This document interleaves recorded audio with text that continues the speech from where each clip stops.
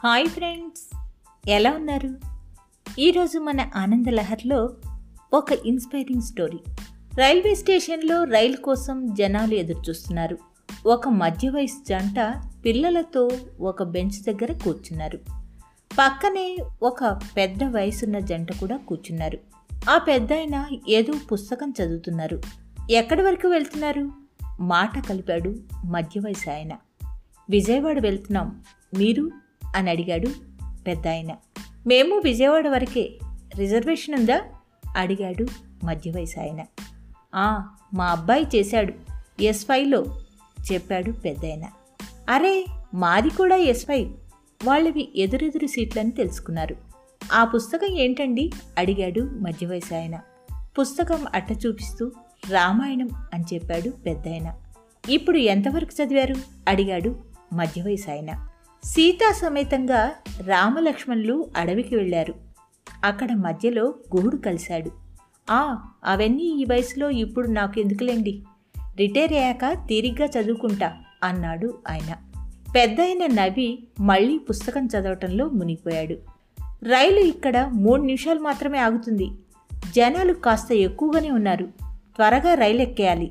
పిల్లలు జాగ్రత్త, ఆ లగేజ్ అంతా ఒకే చోట పెట్టు, అటు ఇటు వెళ్ళకండి. రైలు రాగానే జనాలు తోసుకుని వస్తారు. బొమ్మల్లో కూర్చోకుండా నా వెంట రండి. భార్యకి ఆదేశాలు జారీ చేశాడు ఆ మధ్య వయసు ఆయన. మరి కాసేపట్లో రైలు వచ్చింది. లగేజీ తీసుకుని రా, అలా నిలబడిపోతావేంటి అని భార్యని అరుస్తూ ముందుకు కదిలాడు మధ్య వయసు ఆయన. జనాలని తోసుకుంటూ ముందు ఆయన ఎక్కేశాడు. వెనకే భార్య పిల్లలు వస్తున్నారులే అనుకున్నాడు. తీరా ఎక్కి చూశాక భార్య పిల్లలు కనపడలేదు. లగేజ్ బెర్త్ మీద పెట్టి పెద్దాయనకి లగేజ్ చూస్తూ ఉండండి అని చెప్పి వెనక్కి వెళ్ళి డోర్ దగ్గర నిలబడి చూశాడు. ఇంకా అతని భార్య పిల్లలు ఎక్కడంలోనే ఉన్నారు. అంతలో రైలు కూత పెట్టింది. కసురుకుంటూ భార్య చేయి పట్టుకుని లోపలికి లాగేశాడు.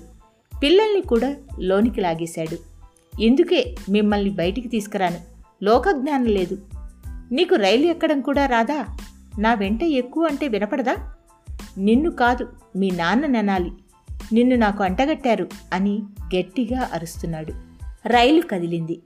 కాసేపటికి ఆయన శాంతించాడు. పెద్దాయన మళ్ళీ పుస్తకం చదవటం మొదలెట్టాడు. ఏముందండి ఆ పుస్తకంలో, ఎప్పుడో జరిగిందట రాశారట. ఇంత టెక్నాలజీ వచ్చింది, ఇంకా ఆ పుస్తకం పట్టుకుని చదువుతున్నారు అన్నాడు మధ్య వయసు ఆయన. పెద్దాయన అతని వైపు చూసి చిన్నగా నవ్వి, ఇందాక రైలు ఎక్కేటప్పుడు మీరు ఎంత కంగారు పడ్డారు? మీ భార్య పిల్లలు లగేజ్ని ఎక్కించడానికి కాస్త ప్రయాసపడ్డారు. నేను నా భార్య ముసలివాళ్ళం, అయినా కూడా మేము హడావిడి లేకుండా రైలు ఎక్కేశాం. ప్లాట్ఫామ్ మీద ఉన్నప్పుడు మీరు అడిగారు పుస్తకం ఏంటి అని. నిజానికి నేను రామాయణం మొదటిసారి చదువుతున్నాను. సీతా సమేతంగా రామలక్ష్మణులు అడవికి వెళ్ళారు. అక్కడ మధ్యలో గుహుడు కలిశాడు అని చెప్పాను. అవును, గుహుడు పడవలో వాళ్ళని ఎక్కించుకొని అవతల ఒడ్డుకు చేర్చాడు, అంతేగా అన్నాడు మధ్య వయసు ఆయన. అంతే, కాకపోతే ముందుగా పడవని సీతమ్మ ఎక్కింది, తరువాత లక్ష్మణుడు ఎక్కాడు, ఆఖర్న రాముడు ఎక్కాడు, తరువాత పడవ ముందుకు కదిలింది. ఇదంతా నేను ప్లాట్ఫామ్ మీదనే చదివాను. ముందు మనల్ని నమ్ముకొని మనతో వచ్చిన వారిని బాగా చూసుకోవాలి, తరువాత మన గురించి మనం ఆలోచించాలి అని దాని భావం. అందుకే రైలు ఎక్కేటప్పుడు ముందు నా భార్యను ఎక్కించా, లగేజ్ తీసుకొని తన వెనుక నేను ఎక్కేశా. మనం ఎలా బ్రతకాలి అనేది ఏ టెక్నాలజీ మనకు చెప్పదు అన్నాడు పెద్దాయన. మధ్య వయసు ఆయనకి తల కొట్టేసినట్లయింది. ఇక అప్పటి నుంచి భార్యను ఒక్క మాట అనలేదు.